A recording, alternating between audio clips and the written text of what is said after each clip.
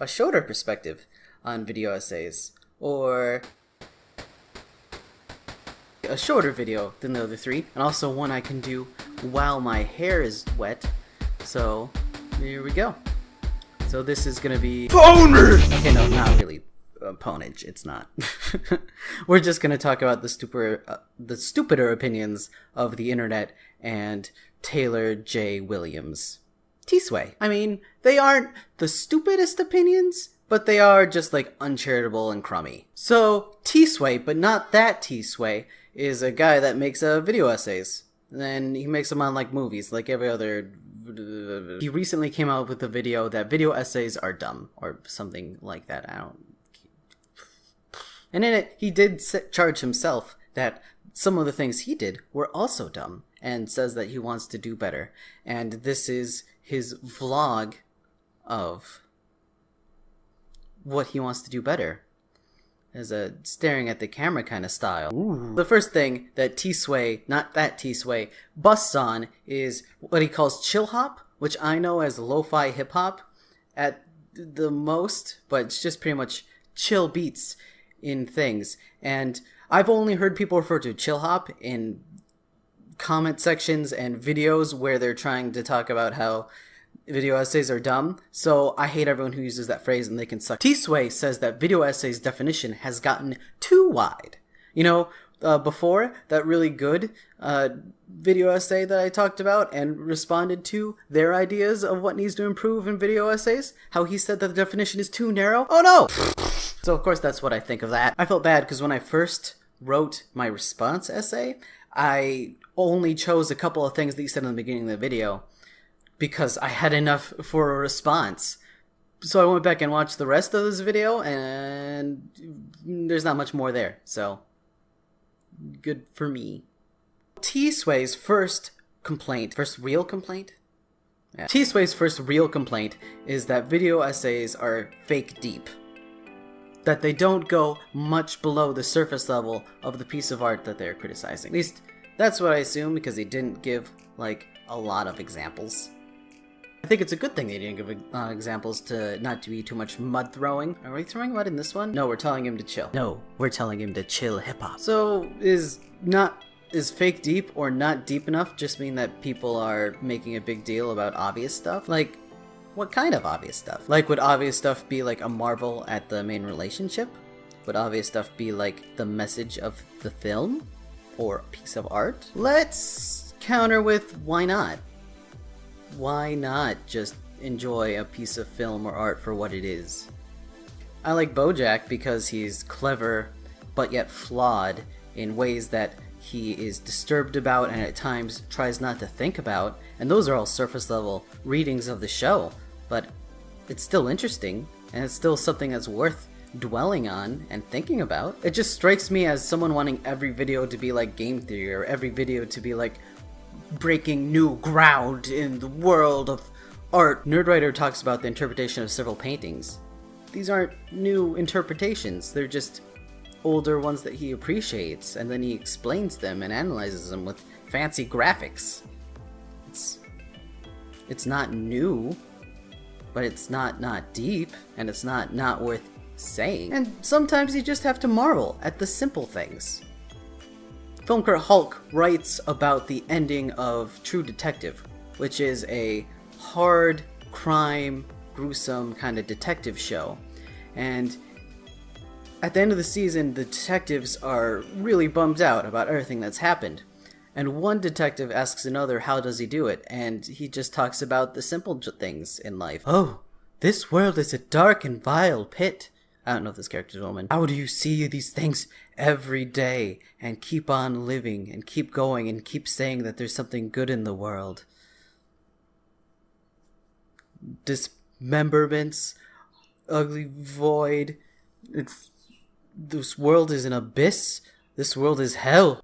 Well, there's still good things in the world. Pie tastes good. probably gets me through the day. And fans hated it. The fans hated it because they wanted a more complicated answer. They wanted something that would make sense of their lives in the darkness and all of the true crime things. Because, like, people that watch True Detective, they do not stop at True Detective. They listen to My Favorite Murder.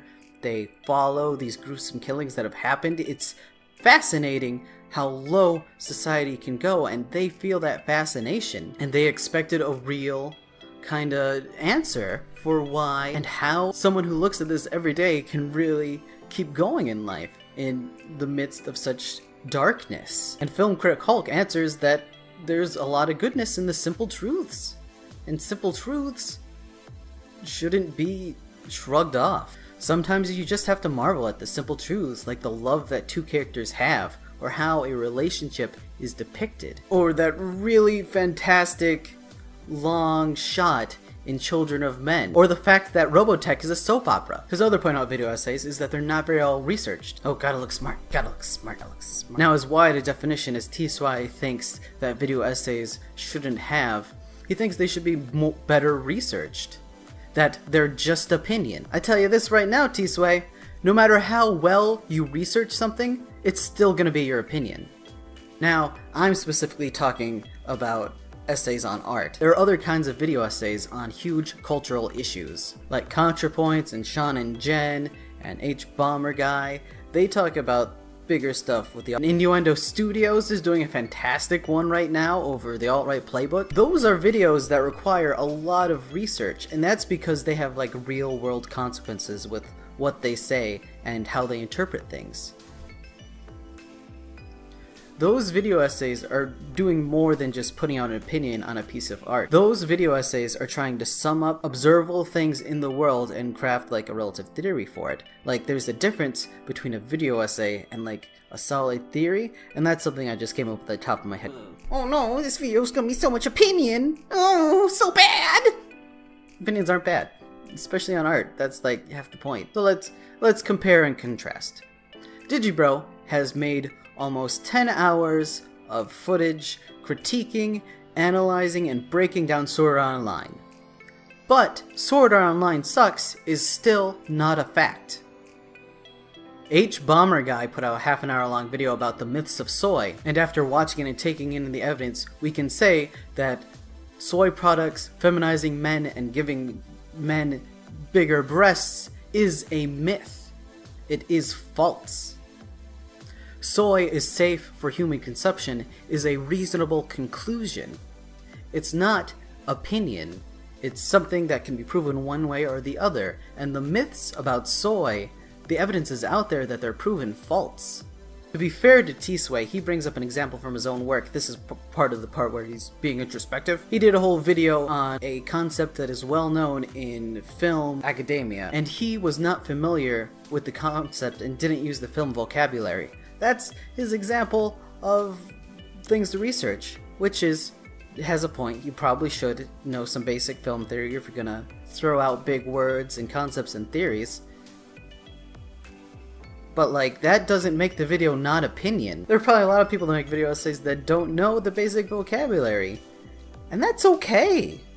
You don't need a vocabulary of a movie to talk about how it makes you feel. You don't need the vocabulary of film school to know how two cuts interact with one another. In the end, T-Sway is being really hard on himself. And that's okay in a way, but he's trying to impose his new internal thoughts on his own personal journey through life and appreciating art on his fans, on everyone, by saying that video essays are dumb. When they're not. There is room for people to grow and learn. A lot of the big complaints he has about all these new video essays, things being pumped out, is just people learning. Give them room to grow. Give them room to find their own legs and to really reach out and try to think about the world. There's a lot of crappy content on YouTube. People thinking about art is not the worst thing in the world. Give yourself a break, Taylor. What? But here I thought I was some 17-year-old prodigy, bestowing this untapped wisdom upon the internet. But now at the ripened age of 18, I see the error of my... My perspective on it is Taylor J. Williams is being a little too hard on himself. As of recording this video, and I waited extra long to do it, he hasn't made another video. And I did laugh at him saying that he's learned a lot more now that he's 18. But I don't think age should be a reason to condescend to people just because they don't have as much experience. Taylor, if you're watching this, or if you're someone that's been hard on Taylor because, I don't know, video essays is kind of a dumb video, that's okay. Don't be so hard on yourself. You're gonna learn more as you go. And it's not just age, it's with experience. You are a lot better with experienced crowds of fans than I am. People aren't gonna mob my videos. You may think that you've done some dumb things, but they're fine. It's all fine. You'll learn, you'll get better. Don't be so hard on yourself. It's not that hard. Figured everything out. Maybe the lesson you should take is that you're not going to figure everything out, and you should not assume that. Jeez.